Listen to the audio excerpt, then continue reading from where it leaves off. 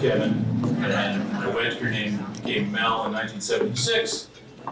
And let's see, my daughter was 14. I got on Instagram. I did Wedge Mel.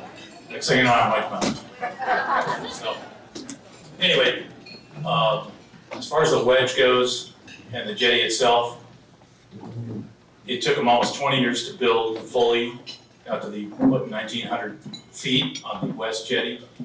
And the Coronel Del Mar side was basically a long brick, or not a brick, just a cement structure. So here, the first slide there is the first rocks, actually granite boulders, basically. So I think that September 17th, 1917, should be about right. So this is, they built basically railroad tracks out, got granite from quarries on Kelly Island, and probably somewhere on the mainland too, but like the guest before me was saying, this whole area is one big sand spit, Newport, Balboa Peninsula. So everything around here is on this rock hard sand that we hit bottom on quite a bit in our youth.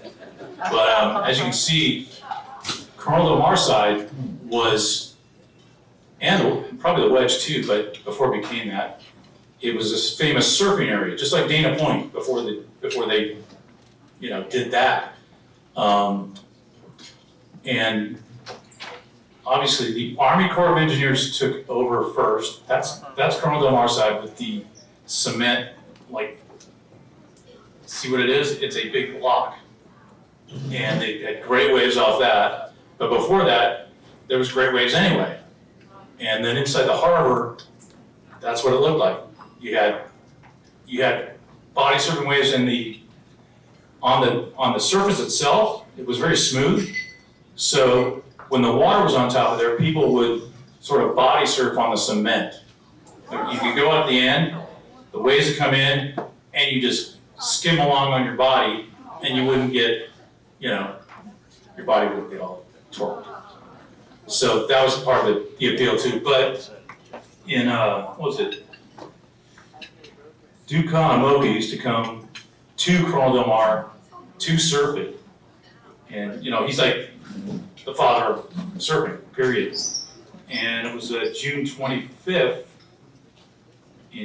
of 1925 when he saved about a swell was hitting, a boat was coming in or trying to get in, and he saved 8 people out of like 19 that day. And it would be cool to think that, because the wedge jetty was built, but it was kind of messed up in 1925. Of course, the grave menace. Anyway, it's possible that Duke could have body surfed wedge before anybody else. Who knows? It'd be a nice story. And speaking of stories, the next slide I think is of John Wayne, another Duke. So he had a scholarship to USC football under Howard Jones. Right now, Scott said, I went to film school. I did graduate from USC Film School. Here's my little college ring. Anyway, so John Wayne probably would have been, who knows, NFL.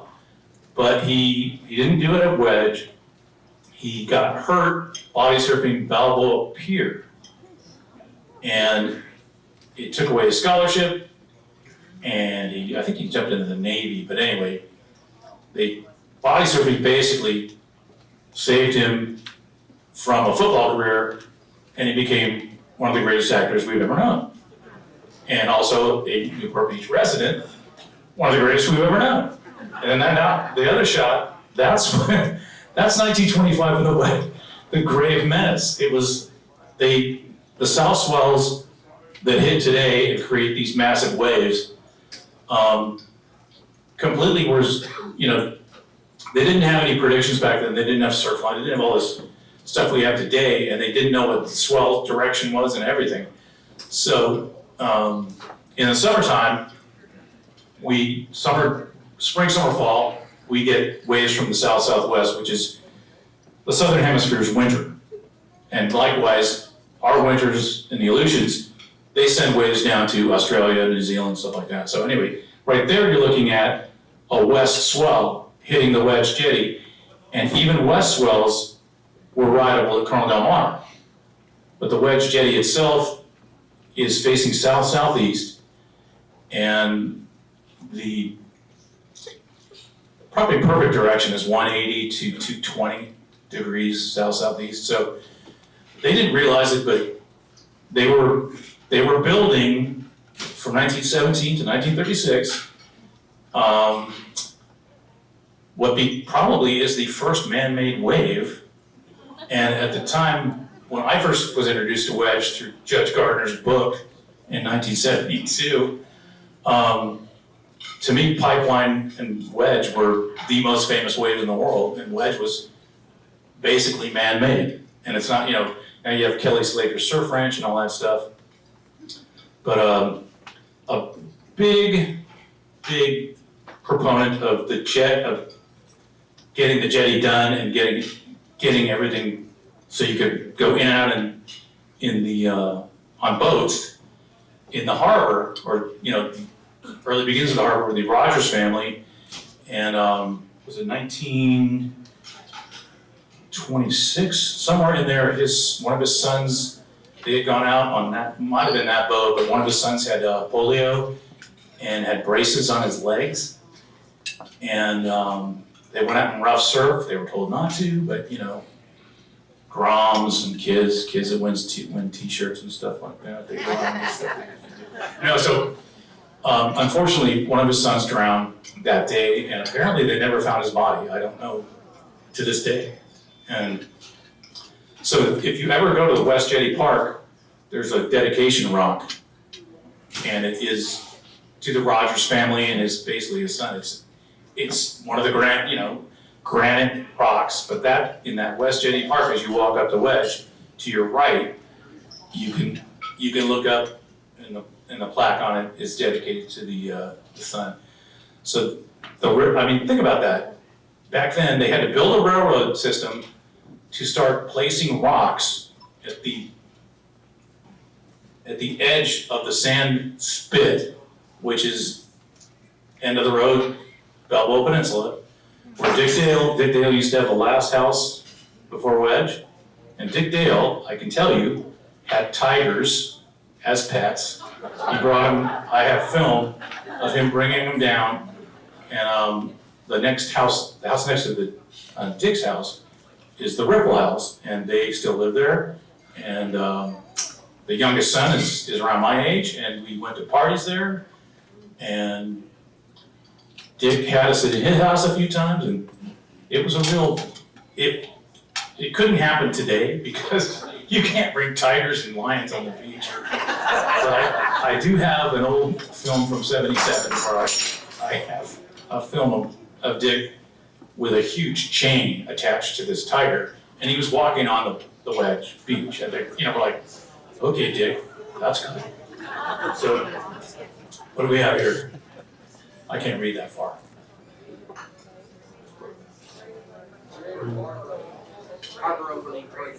Oh, the parade of boats. Okay, so they finished in '36, and apparently they also redid the Colonel Del Mar brick or concrete block and made it a jetty. So if you look at the direction, the Wedge Jetty on the right, the West Jetty, that faces south-southeast, and the Colonel Del Mar Jetty is a little bit off kilter. So because of that, the south swells that hit the Colonel Del Mar, it's called foamers on the outside, and on the inside, when it's low tide, it is rideable on the inside of that jetty. So lately, they don't get too down on you for tickets or anything. They used to give tickets to people. And the wedge effect, as it's called, is because of the direction of the swells hit, and a reflection wave comes off the jetty and hits the main peak, and usually it turns it into something behemoth, or at least a lot larger than it should be. And it's called the Wedge Effect. And in the 30s, when it was finished, they called it the hook because of the way it looked. And I think in the 50s and later, I don't know when they started calling it the wedge, but when they invented the swim fin, the Churchill was the first swim fin invented by Owen Churchill, and they were kind of soft, rubbery things. And then the Navy demolition teams had these amazing, super strong, super powerful fins, and Duck Feet, which Voight owned, started making a kind of a copy of them. But there's a pair of my old UDTs up here that I used at Pipeline and Waimea, but they were very strong fins. And then Duck Feet, when I first started riding wedge, was the blue and blacks were the normal ones. Anyway, Joe Quigg was a surfer, and a lot of surfers, you know, they have good wave knowledge, and they're great.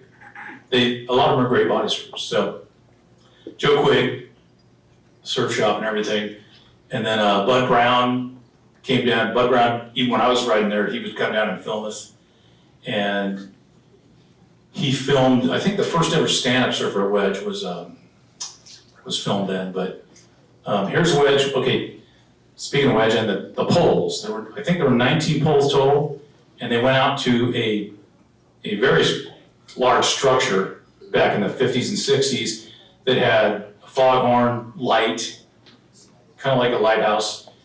And this is from the early 60s probably, and you can see the massive structure out there. And then Bruce Brown, who did Endless Summer. Now you can't confuse him with Bud Brown. Bud Brown is the father of all surf films, of everything. Just like Duke Kahanamoku, who was surfer. And Bud Brown also went to USC and graduated film school. And that was one of my images. I grew up 8 miles from USC, so it's kind of, I commuted. Rode a skateboard to class. Anyway, so Endless Summer had Wedge in it. And then that kind of popularized it more for body surfing. And that's what it looked like. When I first started riding Wedge, there were too many body surfers. Just like now, there are too many boards, too many boogies. But that's my opinion, so, as a body surfer. But at the beginning there, most guys were wearing UDTs, and then the Duck Feet black and blues were the original fins.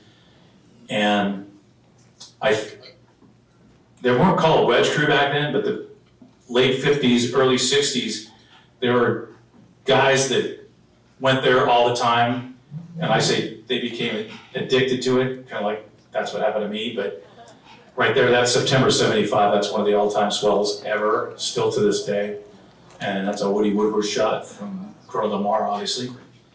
And I couldn't even tell you how big that is. But I remember that whole week was Santa Ana conditions. It was September 75, that's the 25th. But there was just one of the most insanely massive Southern Hemisphere swells, which I said, that's a shot of my longtime friend Greg Dietz, who grew up in El Segundo, still lives there. We started commuting together to Wedge before commuting was a real thing.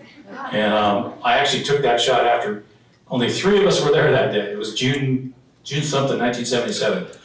And that's the biggest wave of the day. And I mean, I normally shot movies at this time, but I had my 35 millimeter camera. I only got 1 shot, and that was the shot. And he landed on the bed of foam and went and kept going. So it was kind of cool. And then this is Terry Wade, who seriously, to this day, is the best big wave body surfer ever at Wedge. And he just had, it was like he followed Fred Simpson. Fred for his day rode the biggest. And Terry kind of wanted to be that guy, and he was. He became that guy, and nobody's touched him since. And this is, that's from 1978. And I remember seeing that, it was awesome. And then there's the art of body surfing, Judge Gardner, the king of all eyebrows. Because when my daughter was little, we lived in Coeur d'Alene. We met him a few times, and I told him I was a Wedge Crew guy, and he was all set up. Anyway, there's Fred taking off with I think Pat Caldwell. And Fred invented the Viper fin, and all the boogies ride with her. And there's the original, like, I think it was balsa he made out of them. They were all black, had double fins, we call them the I-beams, and that's me in the corner riding it, and that's one of the first ads. And I'm in Speedos, and that's Terry Waite sitting there, and that's me with duck feet. That's from 81, so I was 24 years old back then. And that's myself with my brother-in-law. Back then he wasn't, he was just my best friend. And there's Ron Romanowski, who is known as Romo, and he was the first guy to ever really film or shoot stills of body surf. He was like, he filmed all our stuff, or Bob. I filmed our stuff, but he shot 35 millimeter. And he was also the best, to this day, the best knee rider ever at Wedge. And that shot is a classic from Woody Woodworth. It was in Surfer Magazine, it's also in posters. And that's actually a belly board from a Beach Ball Bill Center. His Wedge's name is Beach Ball Bill. And I think the board is over here, the far corner, if I'm not mistaken. Bill, you got that right? Yeah. So Bill actually has that board that's in that shot. And the story is, Beach Ball Bill had gotten a bunch of waves that day on the belly board, and he was actually saving a guy and pushing him over this big peak. And that's the actual board right there. And Bill's not here, but he's still around. He's still kicking, so is Fred with the fins. And that's Jeff Daly. Now Jeff Daly, with Fred, probably rode the biggest. Jeff was like a big wave body surfer, but he's also one of the first ever to stand-up surf wedge. And he would borrow knee boards and anything, and he would, backside is tough at wedge.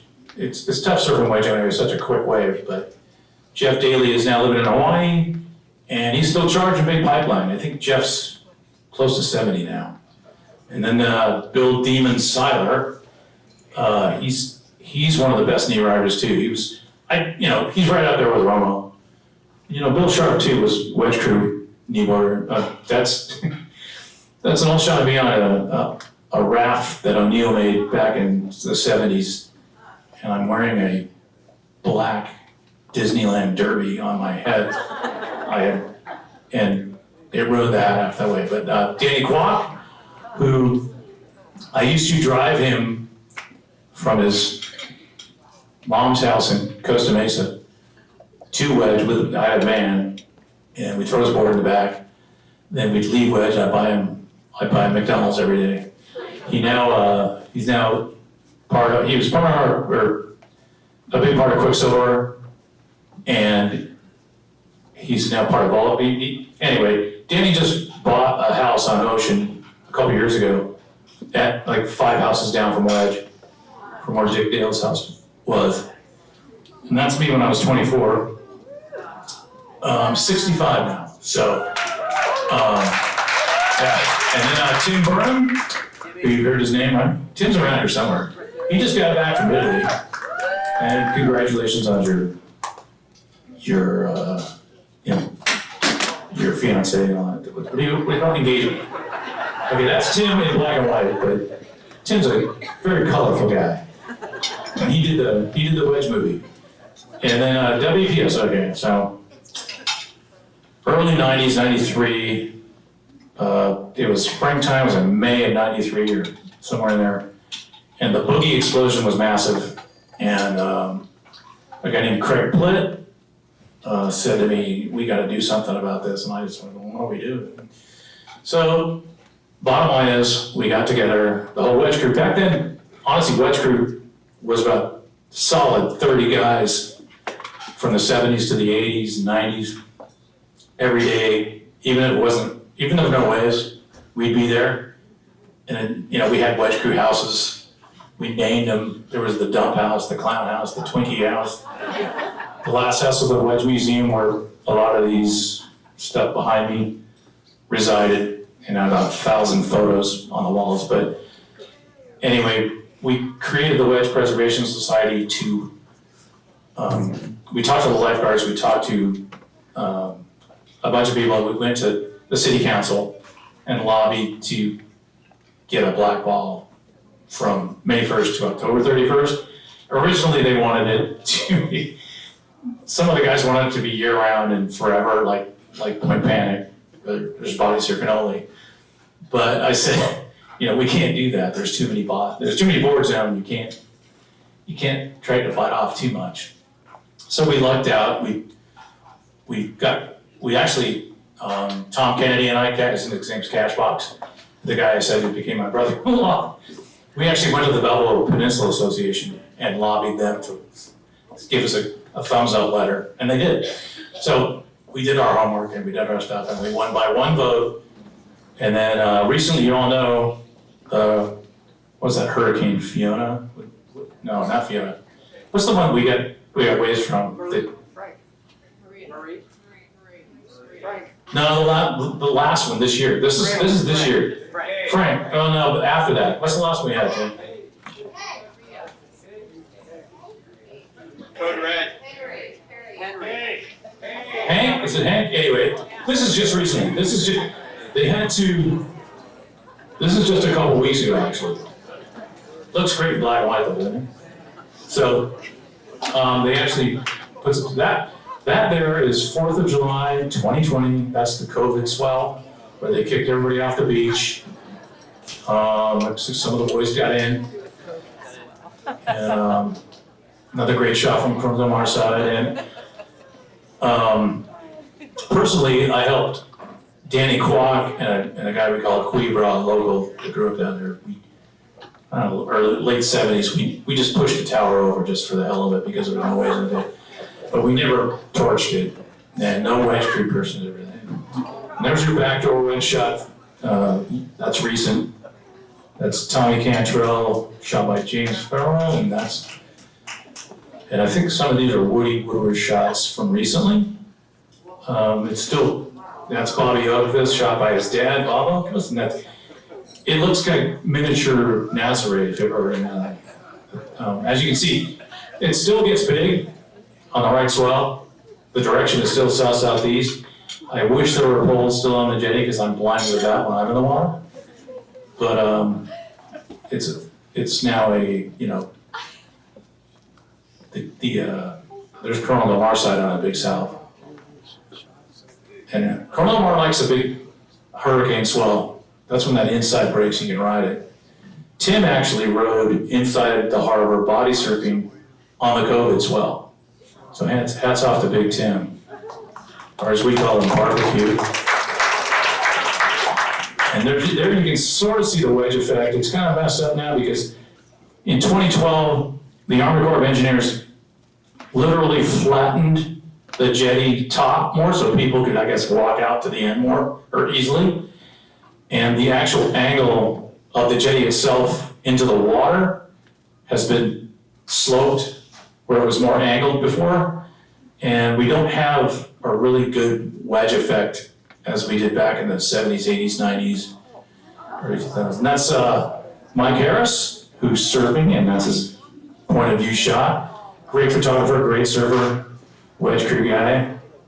Another addicted person who, that's what happens, you get addicted. And I think my time is up. I think I've taken too much time. So thank you for listening.